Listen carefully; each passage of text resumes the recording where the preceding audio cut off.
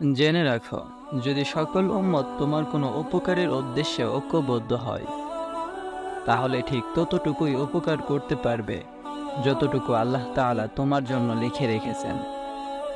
অপরদিকে যদি সকলে মিলে তোমার ক্ষতি করতে চায়, তাহলে ঠিক ততটুকুই ক্ষতি করতে পারবে যতটুকু আল্লাহ সুবহানাহু ওয়া তাআলা তোমার তাকদীরে লিখে রেখেছেন। কলম তুলে নেওয়া হয়েছে এবং লিখিত কাগজসমূহ শুকিয়ে গেছে। এই কথাটি যদি আমরা ভালোভাবে অনুধাবন করতে পারি, তাহলে কারো কাছে ছোট হওয়া কিংবা নিজের মূল্যবোধ বিক্রি করার কি কোনো প্রয়োজন আছে?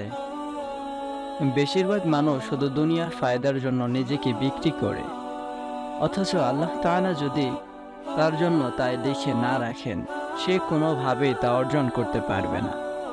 এবং আল্লাহ তাআলা আপনার জন্য যা লিখে রেখেছেন তা থেকে কেউ আপনাকে বঞ্চিত করতে পারবে না। সহজ হিসাব। তাহলে কেন আমি নিজেকে অন্যের কাছে ছোট করব? কেন অন্যের মুখাপেক্ষী হব, যখন আল্লাহ তাআলা হচ্ছেন রিজিক দাতা?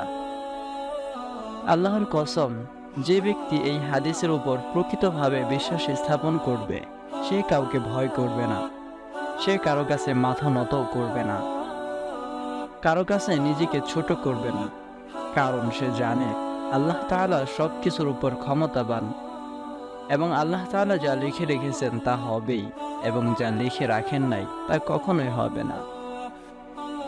তাই আমরা যদি দুনিয়ার ইজ্জতের সাথে বসবাস করতে চাই, তাহলে দুটি বিষয় সম্পর্কে আমাদের নিশ্চিত থাকতে হবে।